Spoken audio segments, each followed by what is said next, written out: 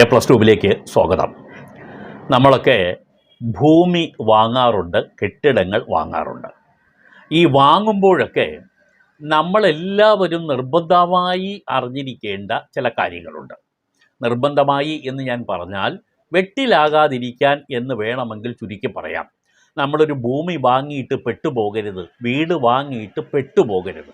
പല ആളുകളും ബ്രോക്കർമാർ പറയുന്നതൊക്കെ കേട്ട് ചാടി വീണ് ചില ഭൂമിയോ വീടുകളോ അല്ലെങ്കിൽ മറ്റ് കെട്ടിടങ്ങളോ വാങ്ങാറുണ്ട്. അതിനുശേഷമാണ് അതിൽ അടങ്ങിയിരിക്കുന്ന ചതി പിന്നീട് മനസ്സിലാകുന്നത്. പക്ഷേ അപ്പോഴേക്കും സമയം വൈകിപ്പോയിരിക്കും, നമ്മളുടെ ഇടപാട് നടന്നു കഴിയുകയും ചെയ്യും. പിന്നെ നമ്മൾ ഈ ഭൂമിയുടെ ബാധ്യതയും ആയി ഈ ജീവിതകാലം മുഴുവൻ കോടതി വളപ്പിൽ കയറി ഇറങ്ങേണ്ടി വരുന്ന സ്ഥിതി ഉണ്ടാകും. നിരവധി പേർക്ക് പറ്റിയിട്ടുണ്ട് കേട്ടോ, ഒന്നും രണ്ടും പേർക്കൊന്നുമല്ല.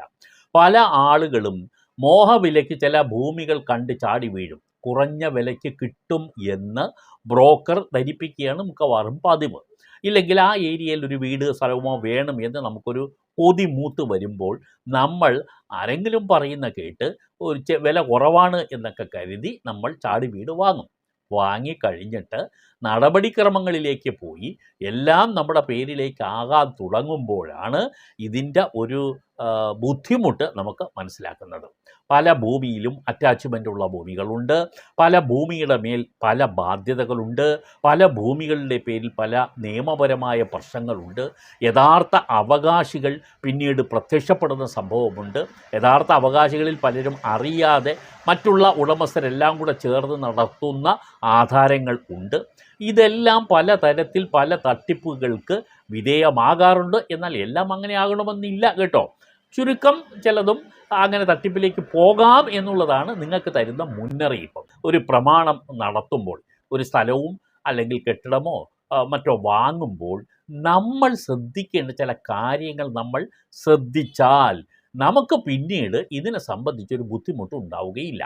അപ്പോൾ ഭൂമിയോ കെട്ടിടമോ വാങ്ങുമ്പോൾ നമ്മൾ ആദ്യമായി ശ്രദ്ധിക്കേണ്ട കാര്യങ്ങളിൽ ഒന്ന്, നമുക്ക് 8 രേഖകളാണ് നിങ്ങൾ ആദ്യമായി പരിശോധിക്കാനുള്ളത്. നിർബന്ധമായി രേഖ പരിശോധിക്കണം. നിങ്ങൾ സ്ഥലം കാണാൻ പോകുമ്പോൾ കാണിക്കുന്ന അതേ ഉത്സാഹം അതുമായി ബന്ധപ്പെട്ട ഡോക്യുമെൻറ്റുകൾ വെരിഫൈ ചെയ്യുമ്പോഴും ഉണ്ടാകണം. നിങ്ങൾക്ക് തന്നെ പരിശോധിക്കാം, ഒരു വക്കീലിനെ കൊണ്ട് പരിശോധിപ്പിക്കാം, ഇല്ലെങ്കിൽ ഇതുമായിട്ടുള്ള ഒരു എക്സ്പെർട്ടായിട്ടുള്ള ഒരു ആളിനെ കൊണ്ട് പരിശോധിപ്പിക്കാം. നല്ല ആധാരമെഴുത്തുകാരൻ, വിശ്വസിക്കാവുന്ന ആധാരമെഴുത്തുകാരനെ കൊണ്ടും നമുക്ക് പരിശോധിപ്പിക്കാം. അപ്പോൾ ആ ഡോക്യുമെൻ്റ് ഏതൊക്കെയാണ്, അത് എങ്ങനെയൊക്കെയാണ് നമുക്ക് ഗുണപ്പെടുന്നത് പരിശോധനയിൽ എന്നുള്ളതാണ് ഇന്നത്തെ വീഡിയോ. പൂർണ്ണമായും കാണുക, ഷെയർ ചെയ്യുക. ആദ്യം എനിക്ക് പറയാനുള്ളത്, നമ്മൾ എപ്പോഴും സ്ഥലം കണ്ടൊക്കെ ഇഷ്ടപ്പെട്ട് കഴിഞ്ഞാൽ നമ്മൾ ആദ്യം ചോദിക്കുന്നത് എന്താണ്? ആധാരം ചോദിക്കും. ആധാരം എന്താണ് കൊണ്ട് തരുന്നത്? ഫോട്ടോസ്റ്റാറ്റാണ് കൊണ്ട് തരുന്നത്. ഒറിജിനൽ തരുമോ? തരില്ല. അതൊരു പ്രധാനപ്പെട്ട ന്യൂനതയായിട്ട് ആദ്യം നിങ്ങൾ കാണണം. ഒറിജിനൽ ഡോക്യുമെൻ്റ് തന്നെ കാണണം. എന്തുകൊണ്ടെന്നാൽ ഒറിജിനൽ ഡോക്യുമെൻ്റ് ഈ വിൽക്കുന്ന ഉടമസ്ഥൻ്റെ കയ്യിലുണ്ട് എന്ന് നമുക്ക് ഉറപ്പ് വരുത്തണം. ഒറിജിനൽ എന്ന് പറയുന്നത് ആളിൻ്റെ കൈവശം ഉണ്ടെങ്കിൽ അത് വേറെ എങ്ങും പണയപ്പെടുത്തിയിട്ടില്ല എന്ന് മനസ്സിലാകും.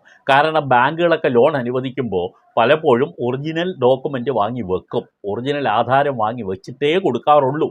അതുകൊണ്ട് ആദ്യം തന്നെ നമുക്ക് മനസ്സിലാകും ഇത് എങ്ങും പണയം വെച്ചിട്ടില്ല. അത് ബോധ്യപ്പെടുന്നതിന് വേണ്ടിയാണ് ഒറിജിനൽ തന്നെ വേണം എന്ന് നിങ്ങൾ ആഗ്രഹിച്ചാൽ അവരത് തരണം. അത് അവരുടെ സാന്നിധ്യത്തിൽ തന്നെ നമുക്കത് വാങ്ങുകയും ഫോട്ടോസ്റ്റാറ്റുമായിട്ട് ഒത്തുനോക്കുകയും ചെയ്തതിനു ശേഷം ഒറിജിനൽ നമുക്ക് തിരിച്ചു കൊടുക്കാം. അപ്പോൾ അത് രണ്ടും ചെയ്യുന്നത് നന്നായിരിക്കും. അത് ആദ്യഘട്ടത്തിൽ വേണമെന്നില്ല, രണ്ടാം ഘട്ടത്തിൽ പ്രമാണം രജിസ്ട്രേഷന് മുമ്പ് നിങ്ങൾ തുക കൊടുക്കുന്നതിന് മുമ്പ് ഇത് ഉറപ്പ് വരുത്തേണ്ടതുണ്ട് എന്നാണ് ഞാൻ സൂചിപ്പിക്കുന്നത്. അപ്പോൾ 8 ഡോക്യുമെൻറ്റുകളിൽ ഒന്ന് ആധാരം തന്നെയാണ്, അത് നിലവിലുള്ള ആധാരം. രണ്ടാമത്തേത് മുൻ ആധാരം നിങ്ങൾക്ക് വാങ്ങാം. മുന്നാധാരം എന്ന് പറഞ്ഞാൽ തൊട്ടു മുമ്പുള്ളത് മതിയാകും. എന്നാൽ ഞാൻ പലപ്പോഴും പറയാറുള്ളത്, തൊട്ടു മുമ്പ് എത്ര ആധാരം അവരെ കയ്യിലുണ്ടോ പിന്നീട് അതിൻ്റെ ആവശ്യം അവർക്ക് ഇല്ലല്ലോ. ആധാരങ്ങൾ മാത്രമാണെങ്കിൽ അത് ആവശ്യം വന്നേക്കാം. അല്ലാത്ത ആധാരങ്ങളാണെങ്കിൽ മുൻ ആധാരം എത്രത്തോളം ഉണ്ട് അവർക്കത് ആവശ്യമില്ലാത്ത പക്ഷം വാങ്ങുക. കാരണം ഇപ്പോൾ തന്നെ 1967 മുമ്പ്, ജൂലൈക്ക് മുമ്പ് നികത്തിയ ചില സ്ഥലങ്ങൾ ഉണ്ടെങ്കിൽ അവിടെ അത് പ്രമാണത്തിൽ നിലമായി കിടന്നാലും അതിന് നമ്മൾ കൺവേർഷൻ ഫീസ് കൊടുക്കാതെ നമുക്ക് രക്ഷപ്പെടുത്തിയെടുക്കാൻ കഴിയും. അങ്ങനെ ഒരു അടുത്ത കാലത്ത് ഒരു പഴയ ഡോക്യുമെൻ്റ് ഉള്ളത് കാരണം ആ ഡോക്യുമെൻറ്റിൽ ഇത് പഴയ പിന്നെ നികത്തിയ പുരയിടം ആണ് എന്ന് കാണിച്ചതുകൊണ്ട് ചില ഒരു വ്യക്തിക്ക് ഞാൻ ഓഫീസുമായി ബന്ധപ്പെട്ട ഒരു കേസിൻ്റെ കാര്യമാണ് ഞാൻ പറയുന്നത്, ആ ഒരു വ്യക്തിക്ക് ഫീസ് ഇളവ് കിട്ടി. അപ്പോൾ മുന്നാധാരം കിട്ടുന്നെങ്കിൽ നമുക്ക് അങ്ങനെയും ചില ഗുണങ്ങൾ ചില സമയങ്ങളിൽ ഉണ്ടാകാം. അപ്പോൾ നിങ്ങൾ മുന്നാധാരം തൊട്ടു മുമ്പുള്ള ആധാരം എന്തായാലും നിങ്ങൾ വായിച്ച് പരിശോധിച്ചിരിക്കണം എന്നുള്ളതാണ്. മൂന്നാമത് ഞാൻ പറയുന്ന ഒരു ഡോക്യുമെൻ്റ് നമ്മുടെ ഭൂനികുതി അടച്ച കരം ഒടുക്കിയ രസീത്. അപ്പോൾ അത് നിങ്ങൾക്ക് നിർബന്ധമായും വേണം എന്ന് എന്തുകൊണ്ട് പറയുന്നു? അപ്പോൾ ഏറ്റവും ഒടുവിലത്തെ കരം അടച്ചിട്ടുണ്ട്, ആ കരം അടച്ചിട്ടുള്ള രസീതിനകത്ത് നമ്മുടെ സർവേ നമ്പർ ഉണ്ട്, അതുപോലെ റീസർവേ നമ്പർ ഉണ്ടെങ്കിൽ അത് കാണിക്കും, തണ്ടപ്പേര് കാണിക്കും, ബ്ലോക്ക് നമ്പർ കാണിക്കും, സബ് ഡിവിഷൻ കാണിക്കും, അതിൻ്റെ കരം എത്രയാണെന്നും കാണിക്കും. അത് നിങ്ങൾ വാങ്ങണം. ഏറ്റവും ഒടുവിലത്തെ കരം അടച്ചത് മതി. ഞാൻ നേരത്തെ പറഞ്ഞ കേസിലാണെങ്കിൽ മുൻ കരം ഒടുക്കിയത് കൂടി ഉണ്ടായിരുന്നു. അവിടെ ഒരു കാര്യം ഞങ്ങൾ കണ്ടുപിടിച്ചത്, ആ മുൻ കരം ഒടുക്കിയത് യഥാർത്ഥത്തിൽ നിലത്തിനല്ല പുരയിടത്തിനായിരുന്നു. അപ്പോൾ ഇപ്പോൾ ഡാറ്റാ ബാങ്കിൽ ഉൾപ്പെടാത്ത, അതായത് അൺനോട്ടിഫൈഡ് ആയിട്ടുള്ള ഒരു സ്ഥലമാണ്. അതിനെ പൂർണ്ണമായിട്ട് ഒഴിവാക്കാൻ അത് ഗുണപ്പെട്ടു. അതിൻ്റെ ടാക്സ് വരെ നമ്മൾ കമ്പയർ ചെയ്ത് നോക്കിയപ്പോഴാണ്. അപ്പോൾ ഇതുപോലുള്ള കാര്യങ്ങളൊക്കെ നമുക്ക് ഗുണപ്പെടുത്തണമെങ്കിൽ മുൻ രസീതുകൾ വാങ്ങിയാൽ പറ്റും. അപ്പോൾ എന്തായാലും മൂന്നാമത്തെ ഡോക്യുമെൻ്റ് എന്ന് പറയുന്നത് കരം ഒടുക്കിയ രസീതാണ്. നാലാമത്തതോ പ്രധാനപ്പെട്ട ഒന്നാണ് എൻകംബറൻസ് സർട്ടിഫിക്കറ്റ്. കുടിക്കട സർട്ടിഫിക്കറ്റ് എന്നൊക്കെ നമ്മൾ പറയില്ലേ, അത് തന്നെയാണ് ഈ എൻകംബറൻസ് സർട്ടിഫിക്കറ്റ്.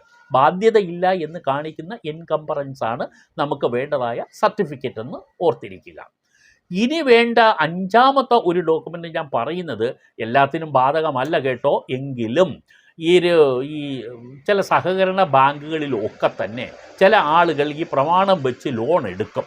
ലോൺ എടുത്ത് കഴിയുമ്പോൾ അവർ അതിനു വേണ്ടി ഒരു പ്രത്യേക ഡോക്യുമെൻ്റ് ചമയ്ക്കും. ഈ പണയപ്പെടുത്തിയ വസ്തുവിന്മേലുള്ള അവരുടെ അവകാശ സ്ഥാപനത്തിന് വേണ്ടി, അതായത് ലോൺ റീപേയ്മെൻറ്റ് മുടങ്ങിക്കഴിഞ്ഞാൽ ഈ ലാൻഡിൻ്റെ അറ്റാച്ച്മെൻറ്റുമായി ബന്ധപ്പെട്ട ഒന്നാണ് ആ ഡോക്യുമെൻ്റ്. അതിനെ ഗഹാൻ എന്നാണ് പറയപ്പെടുന്നത്. ഗഹാൻ പ്രമാണം, ഗഹാൻ ഡോക്യുമെൻ്റ് എന്ന് പറയും. ഈ ലോൺ തിരിച്ചടച്ച് കഴിഞ്ഞാൽ ഉടനെ തന്നെ ചില പ്രധാനപ്പെട്ട ആളുകൾ വിസ്മരിച്ചു പോകുന്ന ഒരു കാര്യങ്ങളാണ് അതിൽ നിന്ന് അത് റിലീസ് ചെയ്തുകൊണ്ടൊരു സർട്ടിഫിക്കറ്റ് വാങ്ങണം. അതും ഒരു പ്രമാണമാണ്. അതൊന്ന് വാങ്ങി വെക്കേണ്ടതുണ്ട്. പലരും അത് ചെയ്യില്ല. സഹകരണ ബാങ്കിലെ ലോൺ ക്ലോസ് ചെയ്തിട്ട്, മുമ്പ് ഈ ചാനലിൻ്റെ എപ്പിസോഡിൽ അത് വ്യക്തമായി പറഞ്ഞിട്ടുള്ള ഗഹാൻ ഡോക്യുമെൻറ്റിനെ കുറിച്ചൊരു എപ്പിസോഡ് തന്നെ ചെയ്തിരുന്നു.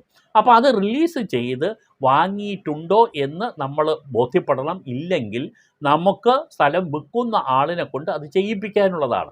അതുകൊണ്ട് ആ ഗഹാൻ സർട്ടിഫിക്കറ്റ് ഉള്ളതാണോ റിലീസ് ചെയ്തിട്ട് അവരോട് ചോദിച്ചാൽ മതി. ചോദിച്ചിട്ട് നിങ്ങൾ അങ്ങനെ ഉണ്ടെങ്കിൽ ആ സർട്ടിഫിക്കറ്റ് കൂടെ വാങ്ങി വെക്കാൻ നിങ്ങൾ ശ്രദ്ധിക്കണം. മറ്റൊരു പ്രധാനപ്പെട്ട ഒരു സർട്ടിഫിക്കറ്റാണ് ആറാമത് ഞാൻ പറയുന്നത്. അത് പൊസഷൻ ആൻഡ് നോൺ അറ്റാച്ച്മെൻറ്റ് സർട്ടിഫിക്കറ്റാണ്. പൊസഷൻ എന്ന് പറഞ്ഞാൽ ഇപ്പോൾ കൈവശം ഉണ്ട്. അതുപോലെ നോൺ അറ്റാച്ച്മെൻറ്റ്, ഇതിന് യാതൊരു തരത്തിലും മറ്റു ഒരു സ്ഥാപനത്തിൻ്റെയും അറ്റാച്ച്മെൻറ്റ് ഇല്ല എന്ന് കാണിക്കുന്ന രേഖയാണത്. അത് റവന്യൂ അറ്റാച്ച്മെൻറ്റ് വരാം, അതേപോലെ ബാങ്കുകൾ സർഫാസി ആക്ടിൻ്റെ നിയമപ്രകാരം വരുന്നതാണെങ്കിൽ അതിൻ്റെ അറ്റാച്ച്മെൻറ്റ് കാണിക്കുന്നതുണ്ടാകാം. അപ്പോൾ ഇതെല്ലാം ഈ നോൺ അറ്റാച്ച്മെൻറ്റ് സർട്ടിഫിക്കറ്റ് നമ്മൾക്ക് നോക്കാൻ കഴിഞ്ഞാൽ അതിൽ നിന്ന് നമുക്ക് മനസ്സിലാക്കാം ഇത് ഒരു അറ്റാച്ച്മെൻറ്റിലും വന്നിട്ടില്ല. അറ്റാച്ച്മെൻറ്റ് വന്നിട്ടുള്ളതാണെങ്കിൽ നമ്മൾ പെട്ടുപോകുമേ. അതുകൊണ്ട് അത് നമ്മൾ ഉറപ്പ് വരുത്താൻ വേണ്ടി possession and non attachment certificate village ഓഫീസിൽ നിന്ന് എടുക്കണം. ഇത്രയും കാര്യങ്ങൾ നിങ്ങളെ കൈവശം ഉണ്ട് എങ്കിൽ നമുക്ക് ഡോക്യുമെൻ്റ് എല്ലാം നമ്മുടെ കയ്യിൽ കിട്ടി എന്ന് ഉറപ്പായി. അതിൻ്റെ ഞാൻ പറഞ്ഞ ആദ്യത്തെ ആധാരം എന്ന് പറയുന്നതിൻ്റെ ആദ്യത്തെ ഒറിജിനൽ നിങ്ങൾ നോക്കിക്കഴിഞ്ഞതിന് ശേഷം അത് സർട്ടിഫൈഡ് കോപ്പി വേണമെന്നില്ല, ഫോട്ടോസ്റ്റാറ്റ് മതി. അത് നിങ്ങൾ തന്നെ കമ്പയർ ചെയ്തിട്ട് ഓക്കെ ആണെങ്കിൽ ഒറിജിനൽ തിരിച്ചു കൊടുക്കാം. ബാക്കി രേഖകളെല്ലാം നിങ്ങൾ വായിച്ചു നോക്കുകയും മനസ്സിലാക്കുകയും ചെയ്യുക. അല്ലെങ്കിൽ ഒരു അഡ്വക്കേറ്റിനെ കൊണ്ടോ ഇത് മനസ്സിലാകുന്ന ഒരാളിനെ കൊണ്ടോ കൊടുത്ത് നോക്കിപ്പിക്കുകയും ചെയ്യണം. ഈ സ്ഥലവിവര പട്ടിക പ്രത്യേകിച്ച് ശ്രദ്ധിക്കണം. സ്ഥലവിവരത്തിലാണ് ഇത് കൃഷിഭൂമി, നിങ്ങൾ വായിച്ചു നോക്കണം, അത് കൃഷിഭൂമിയാണോ അല്ലയോ എന്നൊക്കെ നമുക്കറിയാൻ കഴിയുന്ന ഒന്നാണ്. കൃഷി ഭൂമിയാണ്, അതായത് നിലമെന്നോ വയലെന്നോ ഒക്കെ രേഖപ്പെടുത്തിയിട്ടുണ്ടെങ്കിൽ അത് ഡേറ്റാ ബാങ്കിൽ ഉൾപ്പെട്ടോ എന്നുകൂടി പോയി നോക്കേണ്ടതുണ്ട്. ഡേറ്റാ ബാങ്കിൻ്റെ പകർപ്പ് നിങ്ങൾക്ക് കിട്ടും. അത് അഗ്രികൾച്ചർ ഓഫീസർ അടുക്കലുണ്ട്. LSC ഡിപ്പാർട്ട്മെൻറ്റ്, അതായത് പഞ്ചായത്തിലോ മുനിസിപ്പാലിറ്റിയോ കോർപ്പറേഷനിലാണെങ്കിൽ അവിടെ നിന്ന് നിങ്ങൾക്ക് കിട്ടും. അത് വില്ലേജ് ഓഫീസിൽ നിന്ന് കിട്ടും. അതുകൂടി നിങ്ങൾ പരിശോധിക്കേണ്ടതുണ്ട്, ഇത് പെട്ടിട്ടുണ്ടോ എന്ന്. പ്രമാണത്തിൽ നിലം എന്ന് എഴുതിയിട്ടുണ്ടെങ്കിൽ നിങ്ങൾ തീർച്ചയായിട്ടും അത് ഡേറ്റാ ബാങ്കിൽ ഉൾപ്പെട്ടിട്ടുണ്ടോ എന്ന് നോക്കണം. ഈ കാലഘട്ടത്തിൽ അതൊരു വലിയ പ്രശ്നമാണ്. ഡേറ്റാ ബാങ്കിൽ പെട്ട് കഴിഞ്ഞാൽ ഊരിക്കൊണ്ട് വരാനൊക്കെ പാടാണ്. അതിന് 5, 6 പിന്നെ 9 എന്നൊക്കെ ഫോറങ്ങളെല്ലാം കൊടുത്ത് അതിന് കൺവേർഷൻ ഫീസൊക്കെ അടച്ച് നമ്മൾ പെട്ടുപോകും. പല ആളുകളും കുറഞ്ഞ വിലയ്ക്ക് ഭൂമി ചാടി വീണ് വാങ്ങുന്നവർ അറിയുന്നില്ല ഇതിൽ ചിലതൊക്കെ കൃഷിഭൂമി ആണ്, പ്രമാണത്തിൽ എഴുതിയിട്ടുണ്ടാകും. ഡേറ്റാ ബാങ്കിലും അങ്ങനെ തന്നെയാണോ എന്ന് നമ്മൾ നോക്കി ഉറപ്പ് വരുത്തേണ്ടതുണ്ട്. അതേപോലെ സർവേ നമ്പർ കൃത്യമായിട്ടും രേഖപ്പെടുത്തിയിട്ടുണ്ടോ, കരമൊടുക്കിയ രസീതിനകത്തുള്ള സർവേ നമ്പർ തന്നെയാണോ ആധാരത്തിൽ പറഞ്ഞിട്ടുള്ളതെന്ന് നിങ്ങൾ ഉറപ്പ് വരുത്തണം. എന്തെങ്കിലും തരത്തിൽ ആധാരത്തിൽ ഒരു ന്യൂനത ഉണ്ടെങ്കിൽ അത് നമ്മൾ വാങ്ങുന്നതിന് മുമ്പ് ഈ കക്ഷിയെ കൊണ്ട് തന്നെ തിരുത്താധാരം കൊടുത്ത് അത് തിരുത്തിപ്പിച്ചെടുക്കാൻ നിങ്ങൾ അറിയണം. അതേപോലെ ആധാരത്തിനോടൊപ്പം തന്നെ ആധാരത്തിൻ്റെ ഒരു സമ്പൂർണ്ണത വരുന്നു എപ്പോഴാണെന്ന് പറഞ്ഞാൽ അതുമായിട്ട് ബന്ധപ്പെട്ട ചില പേപ്പേഴ്സുകൾ അതിനകത്ത് വന്നിട്ടുണ്ടെങ്കിൽ, ഉദാഹരണം ചില ആളുകൾ വിൽപ്പത്രം എഴുതി അതിൻ്റെ അടിസ്ഥാനത്തിൽ പിന്നീട് വരുന്ന അവകാശികൾ വിൽപ്പത്രത്തിൻ്റെ അടിസ്ഥാനത്തിൽ നിങ്ങൾക്ക് പിന്നെ സ്ഥലം രജിസ്റ്റർ ചെയ്ത് തരും.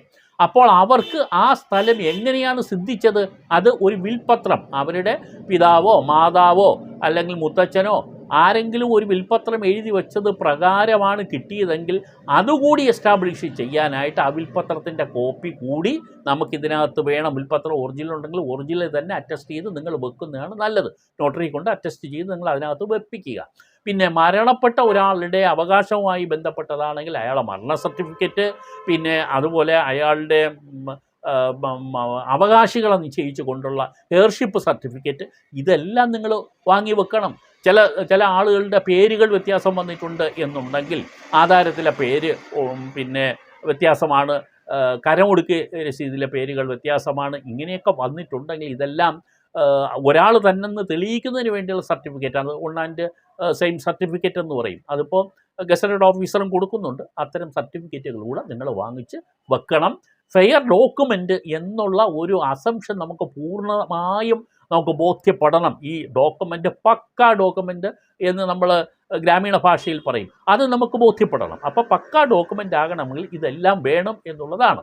ആധാരത്തിൻ്റെ ഏതാധാരം, അത് തീറാധാരം വേണോ, ഇതെങ്ങനെയൊക്കെയുള്ള ഏതാണ്ട് നിങ്ങൾക്ക് അറിയാമല്ലോ. ആധാരം 20-ൽ പരം ആധാരം ഉണ്ട്. അതിൽ ഏത് തരത്തിലുള്ള ആധാരം, ധനനിശ്ചയ ആധാരം, തീറാധാരം, ഭാഗാധാരം, ഇങ്ങനെ പല ആധാരങ്ങളുണ്ടല്ലോ. അതിൽ നിങ്ങൾ ആധാരം ഏതാണ് എന്നുള്ളത് തീരുമാനിച്ചിട്ട് അതനുസരിച്ചിട്ടുള്ള ആധാരം നിങ്ങൾ ചമയ്ക്കുകയും വേണം. ഈ ഡേറ്റാ ബാങ്കിൻ്റെ കാര്യം ഒരു കാരണവശാലും നിങ്ങൾ വിട്ടുപോകരുത്, അതാണ് പ്രധാനപ്പെട്ട ഒരു കാര്യം. പിന്നെ ഇതിനോടൊപ്പം ഈ വേറൊന്ന് പറയാനുള്ളത്, നിങ്ങൾ BTR കൂടി ഒന്ന് നോക്കണം. ഈ കൃഷി സ്ഥലം എന്നുള്ളതിൻ്റെ പ്രശ്നം വരുന്നത് കൊണ്ട് BTRൽ എന്താണ്, BTR എന്ന് പറഞ്ഞാൽ ബേസിക് ടാക്സ് രജിസ്റ്റർ എന്ന് പറയും.